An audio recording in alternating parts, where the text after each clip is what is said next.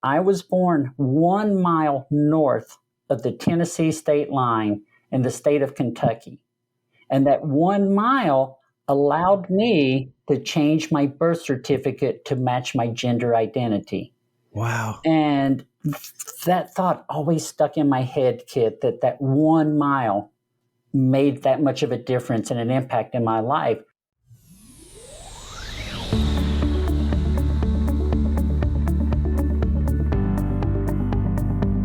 Welcome to Coffee and Geography, where my guests and I geek out about the world and everything on it, discovering that we are all geographers in some way, shape or form.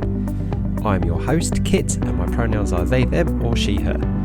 So settle down with a brew, hit that subscribe or follow button, and enjoy the listen.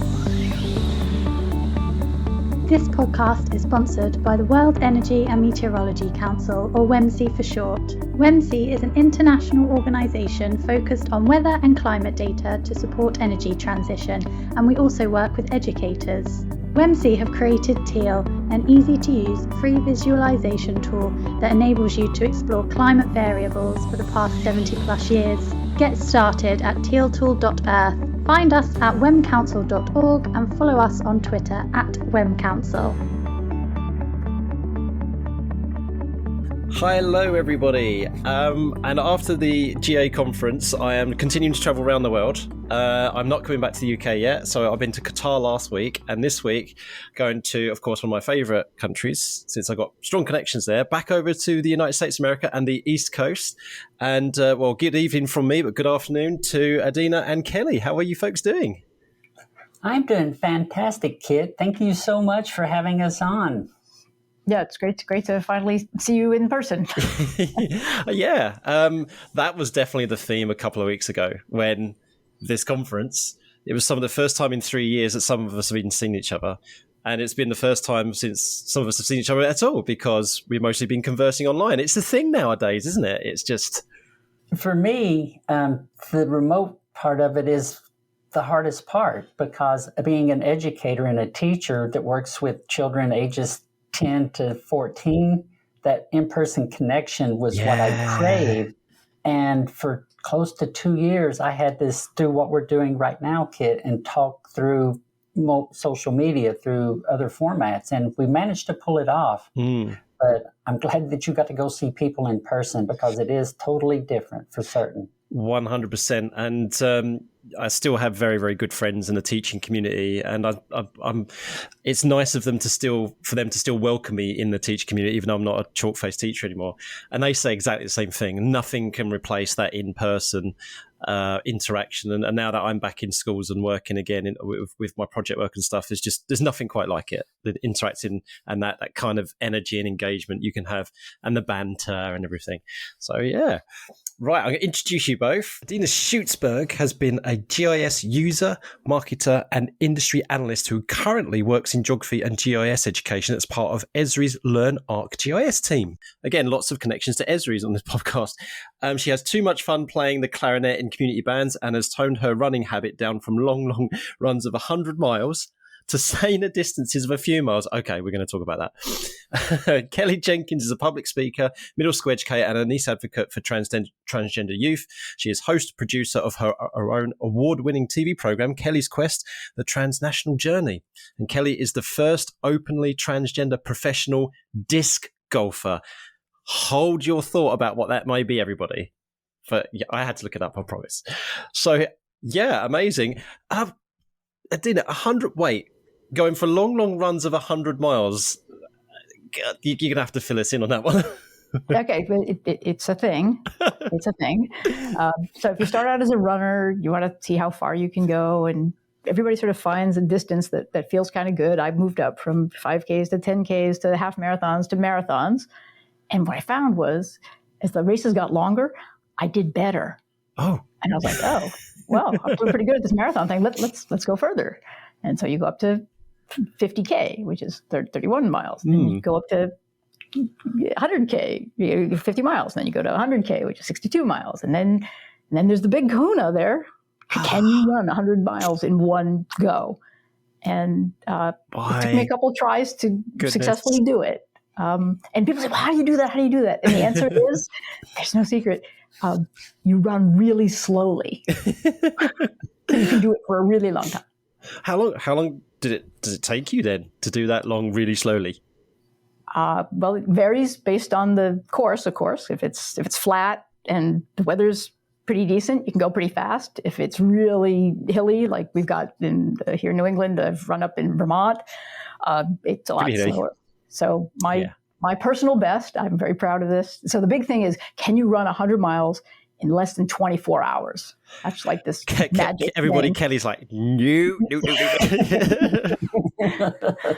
And I was able to do that once. It took me 23 hours and 1 minute to run 100 miles in Kansas, right? Which is okay. Flat. So that did help. But that was still pretty amazing. But I'm retired from that. That's that's one up. So I once did 100 miles in one day on my bike. It was to raise money for a school trip to the United States, actually, which is a previous podcast episode, everybody, because I interviewed 4 of the students I took, which was nuts. They all ganged up on me. Kelly, you know what this is like. They all ganged up on me. Of course they would, my ex-students. They have to. Yeah, it was lovely. But I did a sponsored bike ride from my hometown of Harlow in Essex, which is just outside of London, all the way up to Norwich here in East Anglia. So it was just over 100 miles. I had a steel-framed bike. I didn't have a road bike. That was a bad choice. I think I did it in like 12 hours or something, because I did lots of stops on the way, and I was I was pretty wrecked at the end of that. So it's so cool to have that challenge out in front of you to see if you can do it. I mean, that's just so fun. I didn't go into it cold either. Honestly, I built up to it. So I did.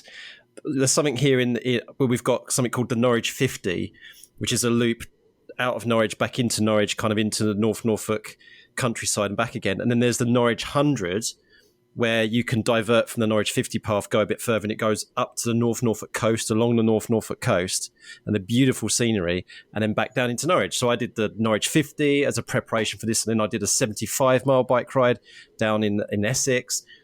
I didn't just go into it cold, honestly, but I was still completely wrecked. But yeah, running it, kudos to you, Adena. That's just... I think the thing that impresses me is that you all did this distance of 50 miles or 26 miles, and that wasn't the ending point. I mean, I think most people would be like, okay, yeah, I've done something that I'm impressed with. But instead, you all did it as a testing type thing to get better, to go for this bigger obstacle. Now that you put it that way, actually, yes, I'm quite masochistic in that kind of sense. But yeah, it's that was when I was at my absolute peak fitness. So that was 2011, and I was like cycling to and from work every day. Even when the school would close for a snow day, while I was making it to school, I'd get to the school and they'd be like, "Sorry, Kit, we've just decided to close the school because of a snow day." That's okay. I'll just slide my way back into Norwich then. Thanks, everybody. Okay, but now, after talking about snow days, I'm practicing my segues here as an amateur podcast. Let's now warm up about talk with our brews.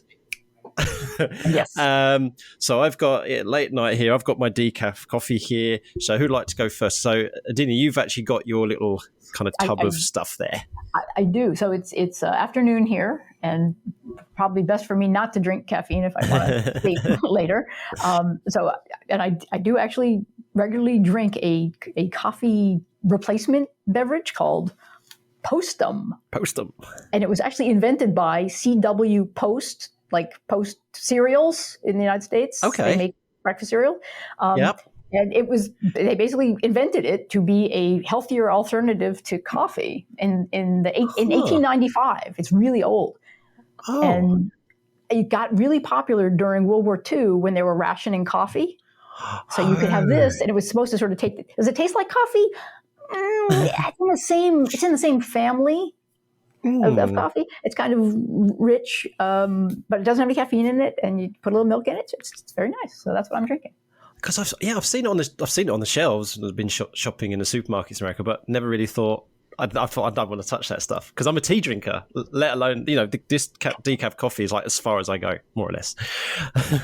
You draw the line. Yeah, I draw the line. What about yourself, Kelly? What Well, if you don't have something with you now, what was your most recent drink? Well, so first of all, for the Postum, I had never even heard of it until I met Adena. Like, it's something that I'm originally, my accent, I don't know if you can tell, there's three very distinct accents here. Adena's is a New England accent. I'm from the southern United States originally, so I've got more of a southern accent, and Postum was never even part of our community that I'm aware of. So I actually decided to go with a non-caffeine drink also, and went with the ginger ale. Oh, nice. It's kind of warmed up today. It's kind of one of those spring feeling days, finally, which you're desperate for here in New England. We finally moved past mud season. So now we're into flowers are blooming and things like that. And I wanted something that was more uplifting and something that was lighter but caffeine free. So I went with the ginger ale. Yeah, I like a little bit of ginger ale sometimes. Yeah, nice. So you're from the southern United States. So actually, let's talk about that kind of thing about the seasons and everything like that. So my wife, being from the Twin Cities, Minnesota, one of the things she gets homesick for here in the United Kingdom is the very, very distinct seasons that they get in Minnesota. So because they're more of a continental climate, they get very sharp winters and very, very kind of hot summers. But then when it comes in, particularly with the fall, with the autumn, the deep reds and oranges and browns that they get, she misses that kind of stuff. Whereas here in the UK, because of our maritime climate, it seems to kind of from one season into another, and sometimes shifts backwards and forwards before it decides, okay, now it's summer or now it's spring. So I know that New England's got a similar climate to the United Kingdom, but not exactly. But let's start with you, Kelly. How has that been for you, kind of like moving from so where in the southern United States are you from, and kind of how you find, first of all, starting with the climate, and then maybe you've been talking about the shopping and the different products and stuff. How's the kind of difference been for you? Okay, so I'm from East Tennessee originally. Tennessee is a landlocked state. We're 8 hours from the nearest ocean, so there's nothing maritime unless a hurricane has come in through the Gulf Coast part of the southern U.S., and then we'll get some storms occasionally. But we have pretty much a temperate climate. We have mountains everywhere in East Tennessee, where I'm from. We have the Appalachian Mountains, and we also have, to the west, the Cumberland Plateau. And I was born and raised in what's called the Tennessee Valley. So in the valley, the climate didn't really, like, you had maybe 3 or 4 distinct snowfalls a year, and that was it. And they would be no more than 2 inches or so. So the winters were pretty mild in the valley, but because the Appalachian Mountains were less than an hour away from me, if I wanted to go see snow, all I had to do was head out of the valley and head up the mountains, and I could go see the seasons that way. So you could get a nice change and nice taste of all 4 seasons in Tennessee, but you had to travel. You couldn't just sit at your house and watch it happen at your house, per se. So you had to go to the seasons rather than seasons come to you. Right. I mean, the seasons do happen. The leaves, the leaf color change is spectacular there. But really and truly, the winters it never gets below mid-20s at all, hardly, in the wintertime. The thing that I like the best about the South is because of the good old tilt of the earth on its axis. In the wintertime, it doesn't get dark as soon as it does up here in New England. And when I lived in England, that was one of the hardest parts, living in Leeds, was how early it got dark in the wintertime. Yeah. So that's actually the hardest part for me to deal with, is I'm losing an hour of daylight by moving north 950 miles. And a little bit east also. So I'm looking at my weather station here, and I mean, we've come past the spring equinox and moving towards the summer solstice, of course. So sunrise today was 5:42 in the morning, and sunset was 8:06, and we're not even into May yet. So it's already quite an early sunrise and a late-ish sunset. But yeah, coming towards the summer solstice, it's going to be like sunrise is going to be like, 4 or something, and sunset's going to be almost like 10 o'clock or just past 10 o'clock at night. Yes. Yeah, and that part was good. Yeah, there's long summers, but the opposite with the winters. Yeah, yeah, it drives the kids crazy. Can't keep them in bed in the summer. We can't get them out of bed in the winter. What about yourself, Adena? So have you always been in New England, or have you traveled around a bit? I'm mostly a New Englander. I left briefly to go to college in Illinois, and then I went to graduate school in Pennsylvania, and then I came back to Boston because I guess I really like it here, and I've stayed. Oh, so and I do appreciate having the 4 seasons here in Massachusetts. I think I would go crazy without them. So we have a very, very close friend, Shannon, who comes from Maine. So she's definitely a New England gal, but she moved out to the Twin Cities, actually in Minnesota. And of course, it's completely different there in terms of the climate in particular. But she got very, very homesick for the kind of things that you were saying about, particularly the way that the seasons are and just the greenness of New England. So I can definitely see it there. I visited your part of the world only once, actually, I think. I'm not counting New York. Almost every Brit who's got the means goes to New York. We did a road trip in 2010, and we kind of went up to Maine to visit Shannon and her family, and then we did the whole. We've got to stop off in Rhode Island, we've got to stop off in Vermont, of course, got to stop off in Massachusetts. You got to claim those states by putting your foot on the soil, right? And then we drove back there. We got the train into. From New York to Washington DC, and then we got another car and went across the states. So, playing dot to dot with friends and family, which was quite nice. Apart from one time, we had to camp in Kansas. So, when you mentioned Kansas, that was interesting, and that was hot. That was a very hot summer, and there were loads of bugs, loads and loads and loads of bugs. There are loads of bugs. Actually, you mentioned Illinois, Adena. The hottest part of that road trip was actually while we was in Illinois, and it was 100 and I think the heat index was about 110 degrees Fahrenheit. So that was quite difficult traveling in that. So yes, the Midwest has weather.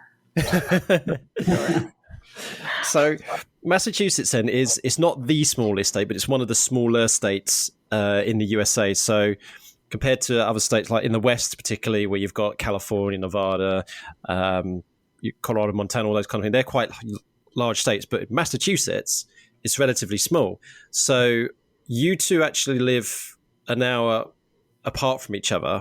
So Adena, you're in Boston itself-ish. And yeah. So Adena, I suppose, because the way that American cities go, would you classify yourself as a Boston exurb or a suburb, or were you a completely different settlement to Massachusetts, do you think? To Boston?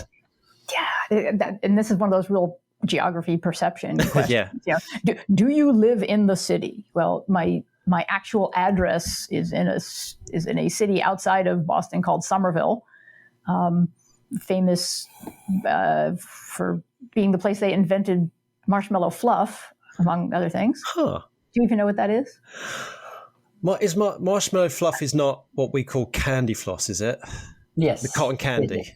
Am I right? No, marshmallow fluff is you take 2 pieces of bread, you take the marshmallow fluff, which is kind of like smushed up marshmallows. You spread it on, and then you put peanut butter on the other piece of bread, and then you smash them together, and then you have a fluff butter. Yeah. It's a good thing I got my headphones on, everybody, because I don't want my kids to hear this. They're going to go crazy for that. It's nice. Marshmallow and peanut butter is 2 of my favourite things. 2 of my kids' favourite things. Okay, so Somerville, urban. I think I live in the city. Okay. It's very compact. It's very dense. We have little tiny backyards, little postage stamp backyards. Oh, yeah. And I can walk to several grocery stores. I can walk to the bank. I can walk to the post office. I can walk to the library. I can walk to the subway. Oh, so you almost don't need a car. I have one, but you don't need one. And that's, to me, like the ultimate urbanness. And that's not what the stereotype of the United States is, which, just like every other country in the world, there's diversity in the geography in the United States as well. It's not, because the joke is over here is like, oh, like you're going to, you have to jump in your car to go everywhere. And I remember when I first went to Minnesota and first experienced a drive-through ATM. Yes, everybody, a drive-through cash machine, right? How American is that? I'm like, well, of course, you're going to sit everything around the car. But no, you've got, places like that where you can actually do the way us Brits do it, if you live in an urban area, you can walk everywhere. You can get everything that you need. You can walk to the nearest, well, people will debate whether it's good enough over here, but you can jump on the nearest public transport and go to X, Y, and Z. But Right. so, yeah. So what about yourself, Kelly? Is it, I mean, you've got this hour's different distance from where Adena is, but how's kind of your surroundings? So I'm actually in Central Mass, so I'm an hour west of where Adena lives at. That's if the traffic is cooperating and the time is just perfect on when we're going to head there and everything. It's an hour, because I learned, being from East Tennessee, you do have to drive everywhere down there. So there are always some truths to stereotypes, a little bit. Not always complete, but in this case, yes, there are some places where you have to drive.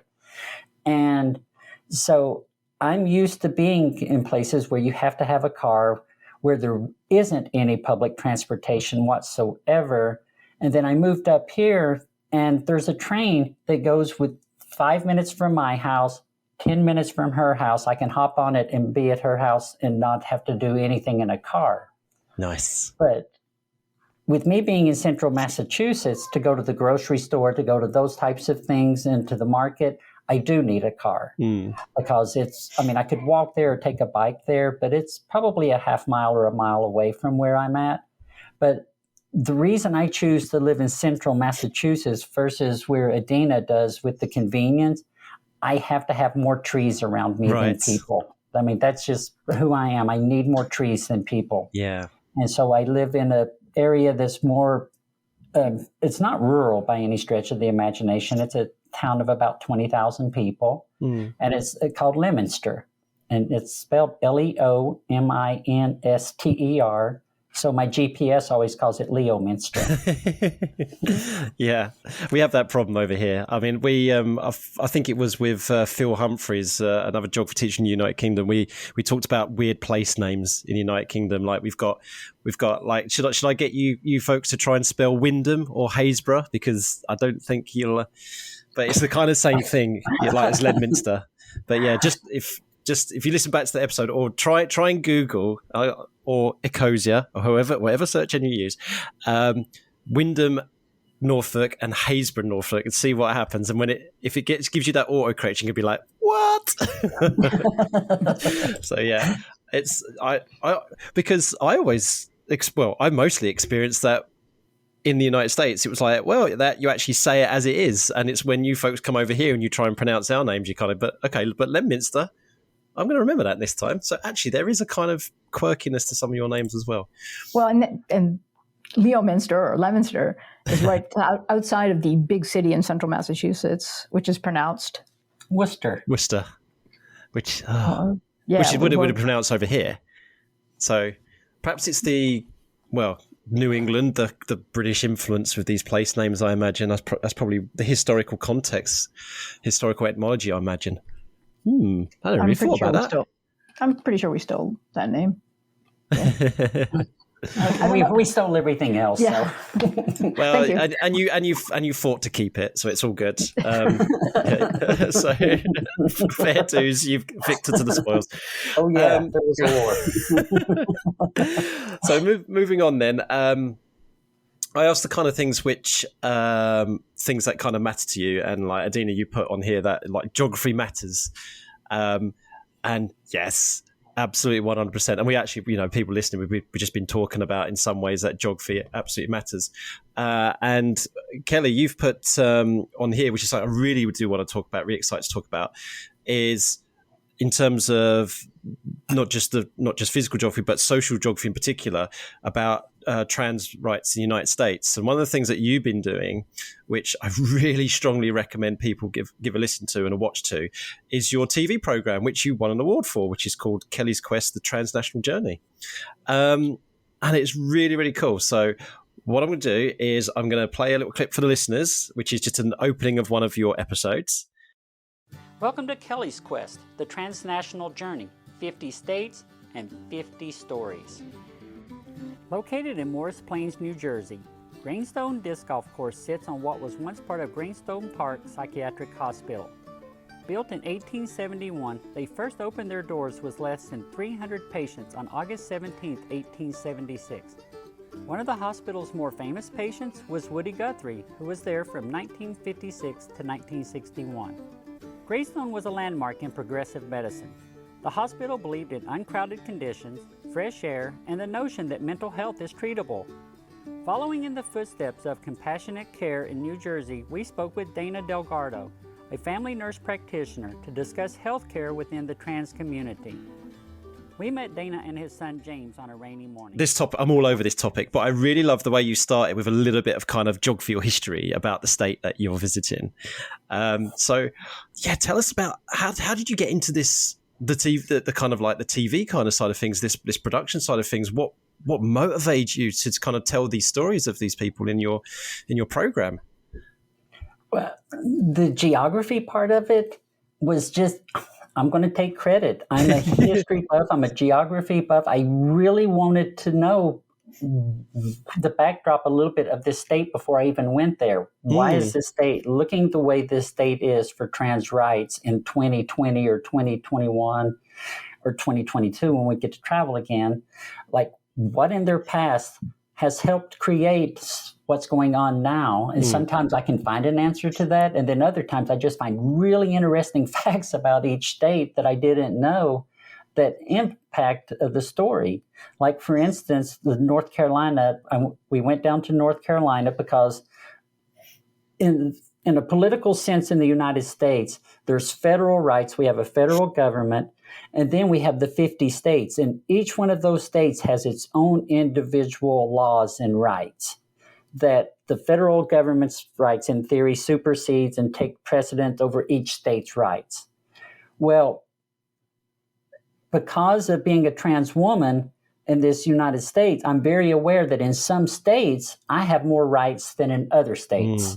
Yeah. And the state that I was raised in, Tennessee, has zero rights for trans people. Like, you can be fired for your jobs, you can be refused service in a restaurant, you can be kicked out of a place just for being trans.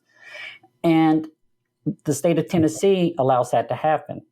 You also can't change your identity documents very easily in Tennessee. Your birth certificate cannot be changed, things like that. But I was born 1 mile north of the Tennessee state line in the state of Kentucky.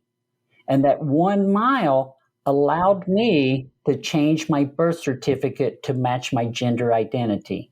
Wow. And that thought always stuck in my head, Kit, that 1 mile made that much of a difference and an impact in my life.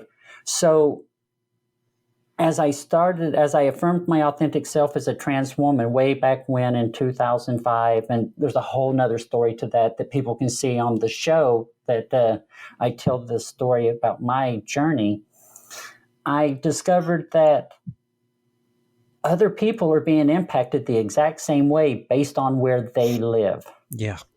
It wasn't just an isolated event. And I learned through research and everything, because I had to do it on my own, that Massachusetts afforded me complete rights. Like, you can't discriminate against me in the state of Massachusetts for employment, for going to a restaurant, for taxes, for public accommodation, the housing, nothing. It's illegal. So I decided to move up here, and that 950 miles from Tennessee to Massachusetts changed my life because of the sport that I play called disc golf, which we'll talk with. Sure, yeah. That's my real passion.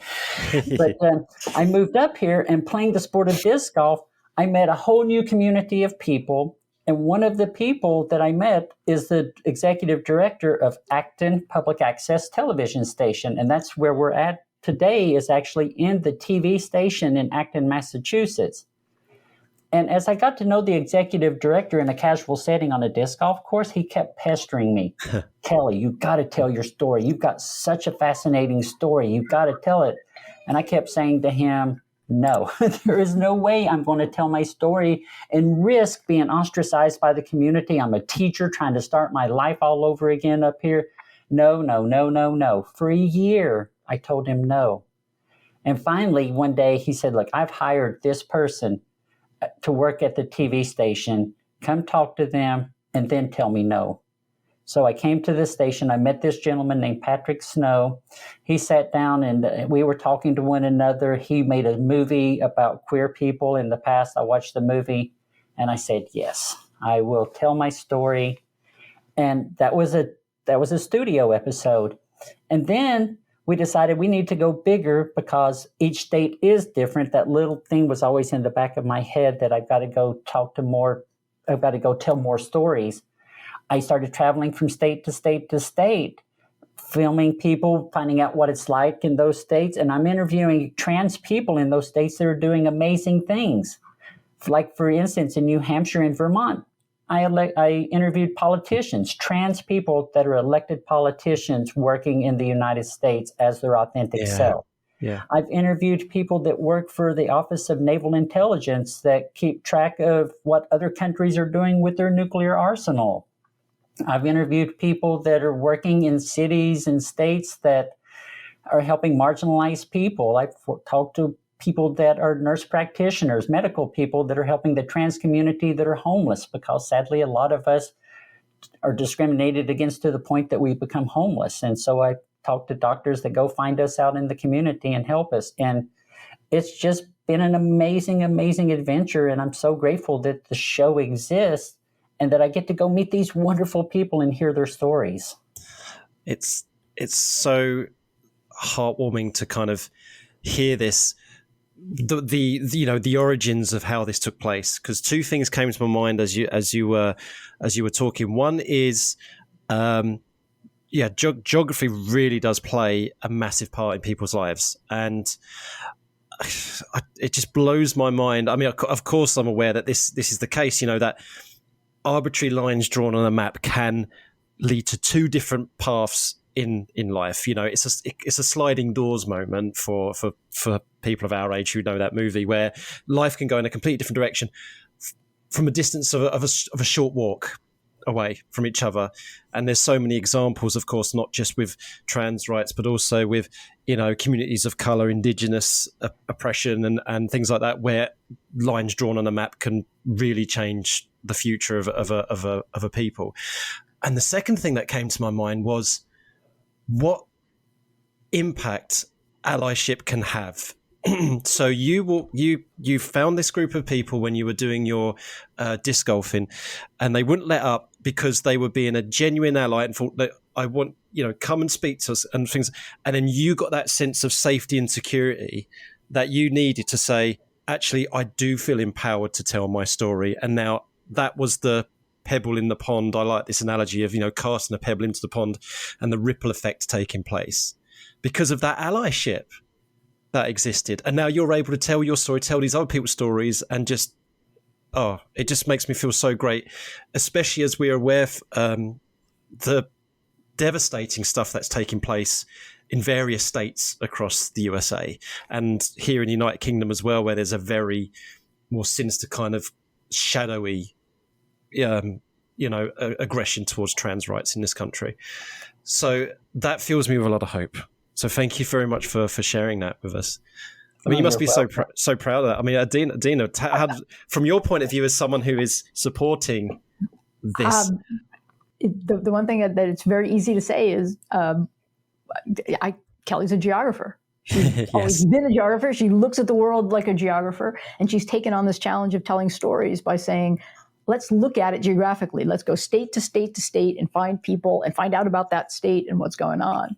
And so, it was sort of a natural connection to me. Of course, she's doing a show where she's visiting all the 50 states and interviewing trans people in each of them. I mean, that made complete like, of course you are. Yeah, great. Yeah, I've got to. It'd be great to say this actually on record, because I have to put you in contact with a very good friend of mine called Esther Lemons, who runs a podcast called 50 Shades of Gender, where she interviews gender non-conforming folks and people outside the binary and their allies and their supporters, and just to tell their story and everything like that. I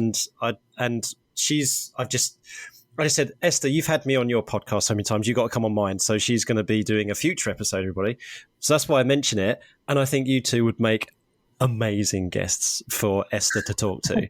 So I'm going to have to get you put in contact with that. And she's just lovely. She started it off as a kind of self learning journey for herself to kind of learn about and then promote voices of trans and people and gender non-conforming people. And I think she's done now almost 80 episodes now. Wow. Great. Yeah. And she's like, I've started, Kit. I can't stop now. So yeah, that's fantastic.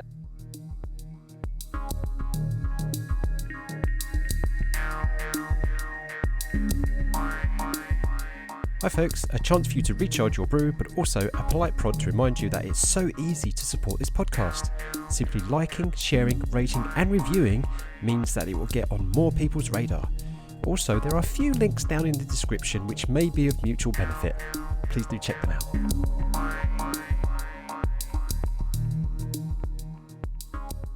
Adena, there's got to be some kind of GIS stuff, something to come out of this, surely. A GIS, a complement to Kelly's quest. I can see it.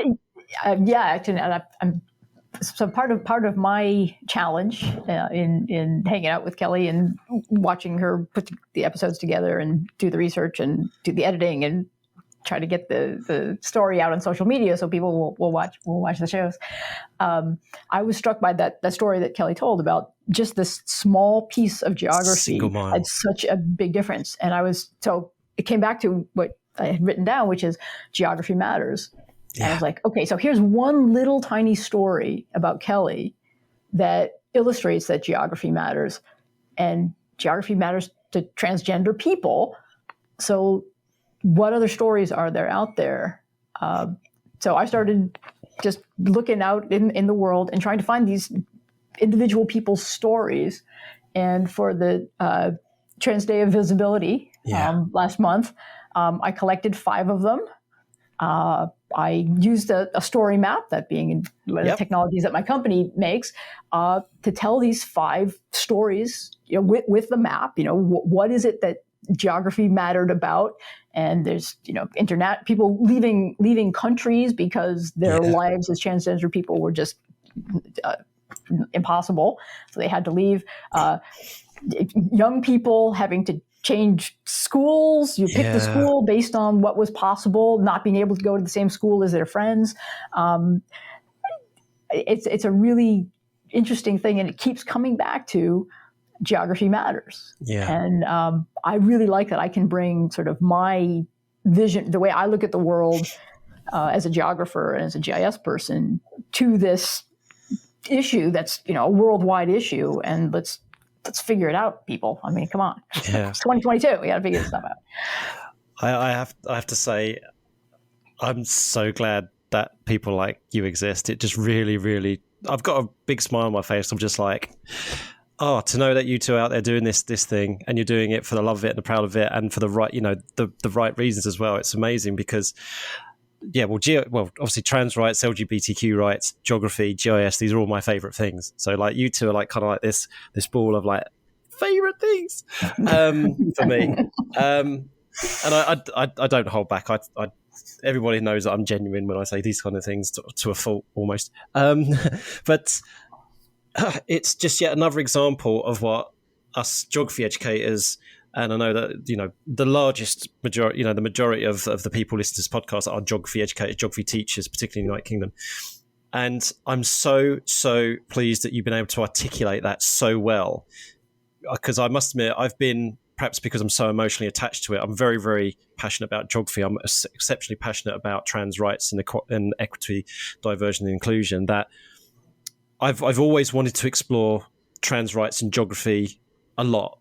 And one thing that I did do fairly recently was about the UK's census in 2021, where for the very first time in their 200-year history, they actually had a optional question on there about how you identify with your gender. Do you identify different from what you were assigned at birth? For the first time in 200 years, massive backlash from people of moral panic ilk. We'll leave that aside because you can't. It was an optional question. You're still being asked about your sex assigned at birth and all that kind of stuff. but it was a watershed moment for us. So, and I was able to pick that apart and say, why is that important as a geographer? Because the census is such a key mass data collection effort, which informs public services, where funding might go, where there's a lack of resources, et cetera, et cetera, et cetera. And so, and as you both are probably aware, that it takes quite a while for that data to come out and to be analysed. So we're still, us geography teachers in the United Kingdom, are still going, come on, where's this census data coming? We love it when we take selfies with the census form when we get them, and then when the census data day comes out, we're like, yes. So the way that you articulated what you just said is just fantastic. I'm so glad that geography educators, geography teachers got to hear that, because it was far better than what I could have done.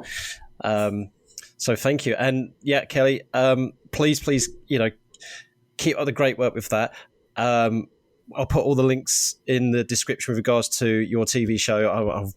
I will get on and watch the other episodes myself as well, and encourage people to watch that.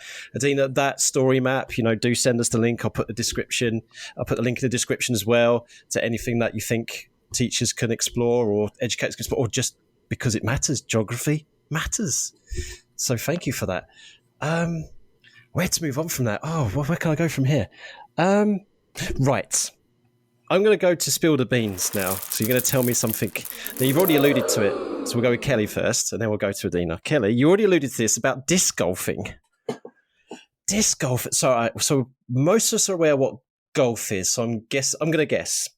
So it's got to do something where you start with somewhere and you've got to get maybe a frisbee or something into a zone, an area within a certain number of throws, and that would be, you'll be measured against how many throws you make, a bit like in golf, 1 under par, 2 above par, over par, whatever.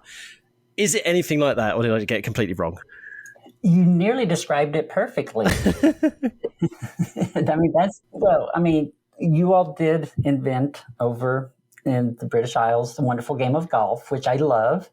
And we just decided that, maybe there can be an offshoot of it that is just as fun, that can be more affordable for some people, because, costs sometimes get in the way of things in life. And we've discovered that. And it's also a sport that's has less environmental impact on nature than a links type course would. But the concept is exactly the same. You have a tee pad, and I'll use some Southern colloquialism. Off yonder way, there is what's called a basket. Okay. And whereas in links golf and ball golf, I'll call it, things are measured in hundreds of yards away. This one is 400 yards, 300 yards. We measure in distance of feet. So a basket will be 300 feet away, 400 feet away, 500 feet away. And the exact same concept of par. You've got par 3, par 4, par 5. And just like in ball golf, when you get up on the tee and you're like, okay, I need to use this particular club based on the conditions and what I'm trying to do, you have specifically designed discs. Oh. Like, they're not the regular frisbee that you play with out in your yard with your friends. They are a high-tech disc that have different functions based on the needs. Like, you've got drivers, just like in golf. You've got mid-ranges, just like you've got wedges and stuff like that in golf. You've got putters. And usually the obstacles for our game, instead of there being bunkers and sand traps, you're throwing in the woods, especially in New England. Cool. So there's a path carved out in the woods 400 feet long, and you've got to navigate it to avoid all of the trees, avoid the wind. The basket's sometimes sitting on a slope. But the thing that I love about it the most is it is actually the fastest growing sport in the United States right now. Even though it's been around since the 1970s and the 80s, it is right now taking off. Just like, and actually there's courses in England. I mean, when I lived over there back in the early 2000s, I played in a tournament. I can't remember where. I remember there was a castle and there was some sheep. Maybe Wales? Of course. and it's the discs themselves, and in US dollars, they're about $15 each. And to go play a course, Adena and I played today with some friends of ours. It costs no money to go.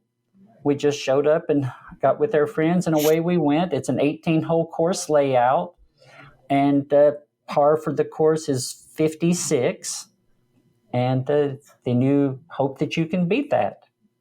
Yeah, tell me what your score was then. So what did you? Because I know that because you are a professional disc golf player. So how many under par did you get? What was your score? So today I actually didn't keep score because sorry. All true. I mean, that's true. I didn't keep score. But the reason I didn't keep score is because as a professional, like last weekend, I went and competed for like the New England Team Challenge Cup, which is our version of UEFA, I guess. Okay. But for disc golf in New England. And it's a geography thing also. All of the courses have their own team. Each state has its own sets of teams, and we travel all over New England playing all through the winter. And then we had our championships based on how we did through the season last weekend. And how did you do? Oh, we won. Oh, we won. Team NASA. So I'm on Team NASA. But today I got off of the tee very well. I drove very well. But I also decided yesterday that I wanted to go to, I went to a Seder with Adena's family, and I'll let Adena explain what a Seder is later. But I wanted to dress up for it, so I decided to get some lovely talons on my fingers, and I'm not used to throwing with really long nails, so I did fine getting off of the tee, but when it came, as in regular golf, putting is the thing that's everybody's bugaboo. It's the thing that makes you want to throw your clubs away and all of that. I struggled with that part of it. So I probably shot around a 60, probably 4 over par. But even with the talents. Even with the talents, yes. So go ahead, tell us what Seder is just while we're on that. Okay, so we're just at the end of the Passover holiday, the Jewish holiday, which is 8 days long and started the end of last week. Theoretically, you start out your Passover celebration with the Seder, which is a meal where you tell the story of the Jews leaving slavery in Egypt. And you do that with very specific foods that symbolize parts of the story.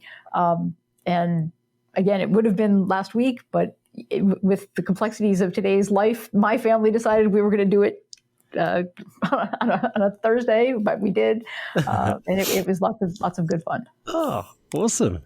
Thank you for explaining this first, which is a good segue now to condiments, because this is for you now, Adena. Okay. You have a thing for condiments, so I'm going to do a special jog on for you. I mean, Kelly, obviously you take part as well, right? So, okay, it's weird. I have to explain the rules again. So, jog on is where I come up with 5 random topics, randomly generated, and I guess can choose to whether to talk about them, jog on, or skip them, which is take a hike. But you have to talk 3 of them. So it's a bit of strategy involved with which one you choose. Now, of course, because you mentioned condiments, right? What I've done, I actually, believe it or not, I found a website that generates random condiments. So, Isn't technology awesome? I know. I was like, this ain't good. Oh, right. Now, so some of these condiments you might have heard, some of them not. Some, at least 2 of them are like common, very common, right?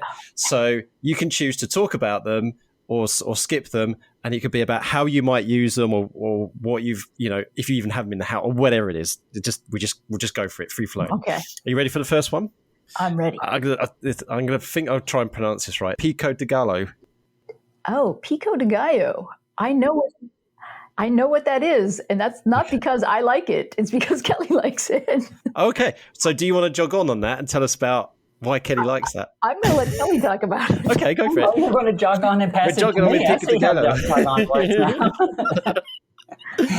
So pico de gallo is a mix of a bunch of like tomatoes and onions and a little bit of peppers and a little bit of sauce. Am I right? Yeah, all chopped up. All chopped up finely. and then it's put on top of like usually Mexican type foods.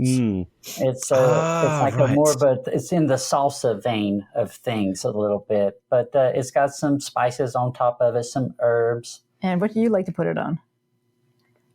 Everything? Yes. Pizza. I like to put it on pizza. Okay. I like to put it on. Nice. Everything goes on pizza. Yes. To all you pineapple naysayers. Okay, cool. Right, that's the first one. So the second one is, and we've got some of this in our house, is Sriracha.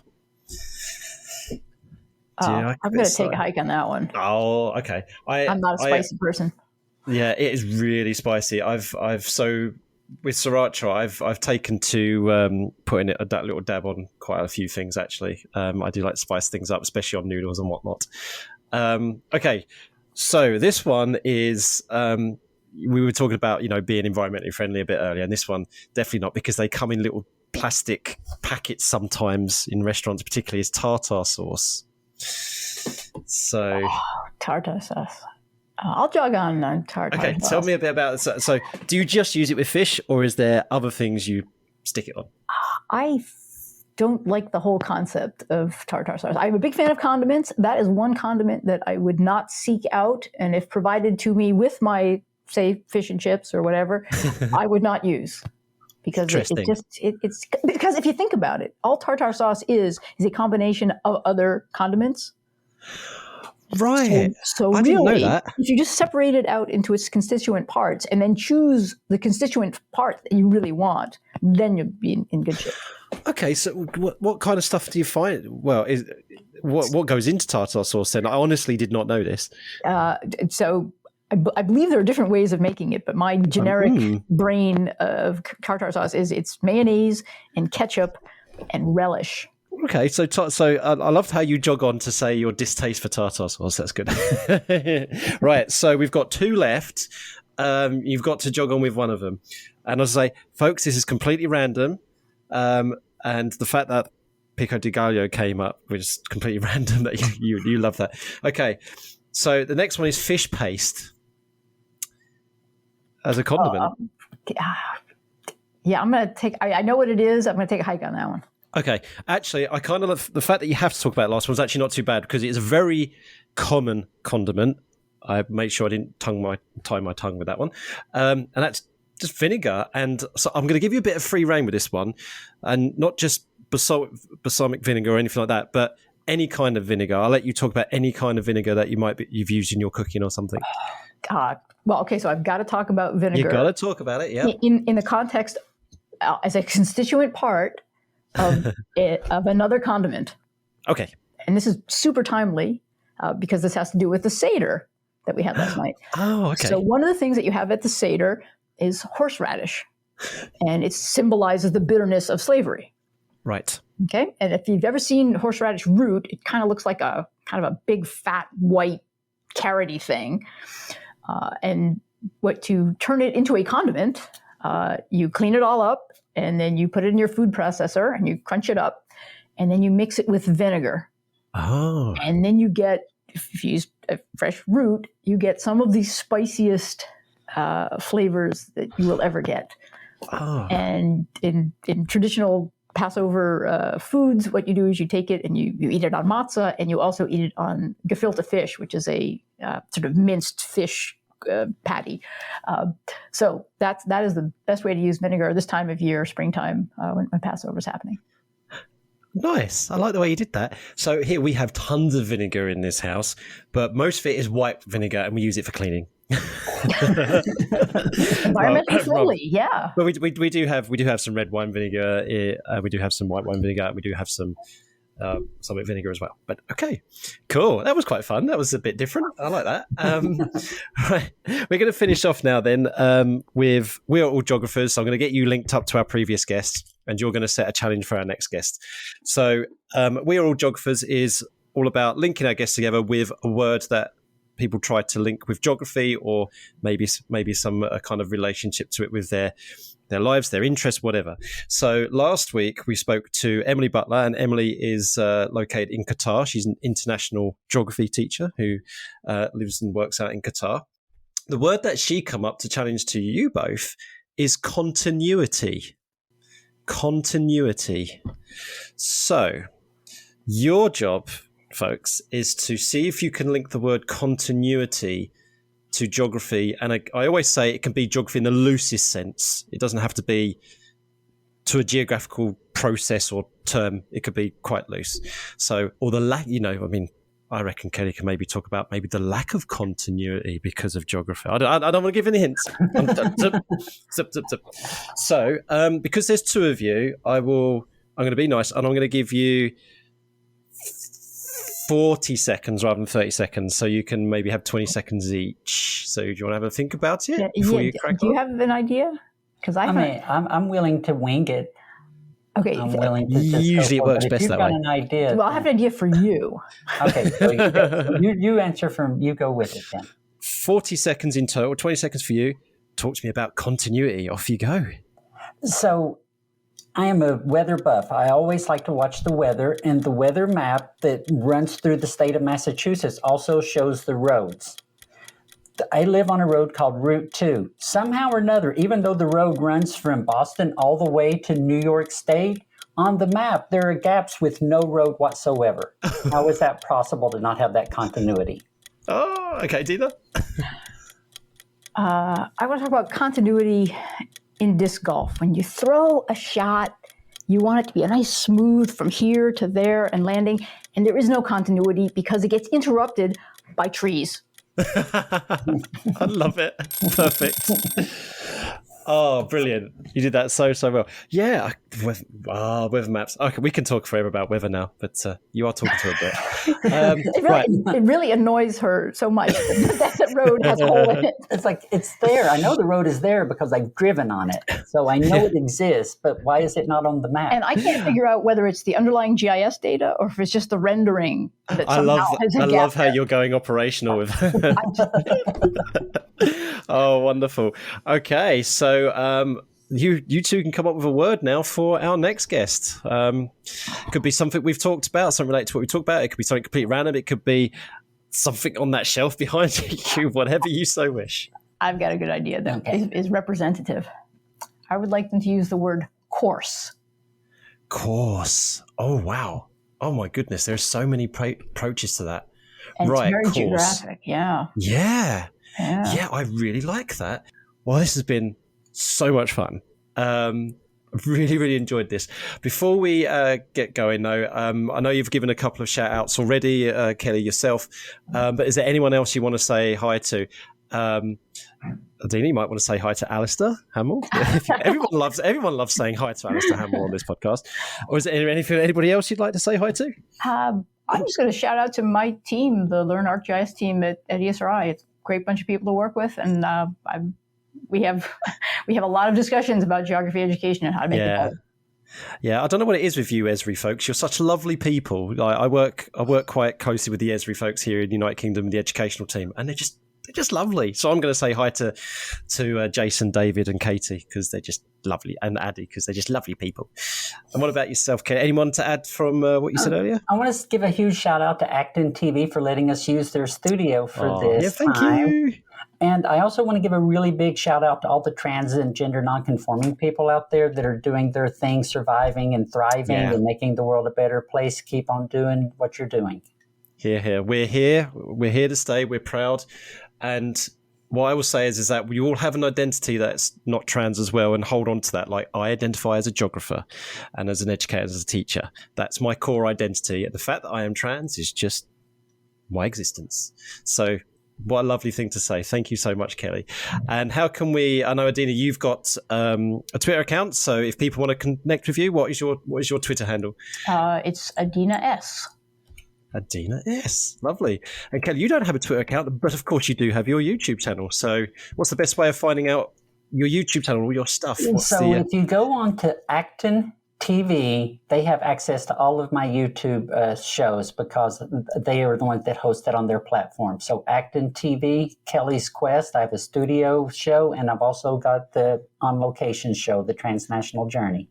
Yeah. And folks, it's, I've seen one episode so far, and it's like, I've got to carve out some time of my day to watch the rest of them, because these are really, really good. And as I said earlier, Kelly, thank you so much for doing that. And Adena, thank you for all the support as well, and your allyship. It's you. Well, Kelly has probably told you, but on behalf of other trans and non-conforming folk, it means so much to us, And as I say, and I'll say it again, like I said earlier, the fact that I know that you two exist now is just another thing that brings faith back in humanity for me. So thank you so much for coming on and talking to me.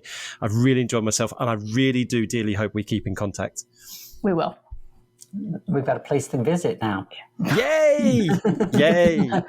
Absolutely. You can come and visit my ear in East Anglia. I'm not going to explain that one, folks. That could be the I'm not going to explain episode. that one, folks. Yeah. If you ever want to do one in the UK, absolutely. Kelly's already determined that I'm a fangirl of yours now. So you're gonna I have a fangirl. You do. Take that, Alistair. Thank you so much, both.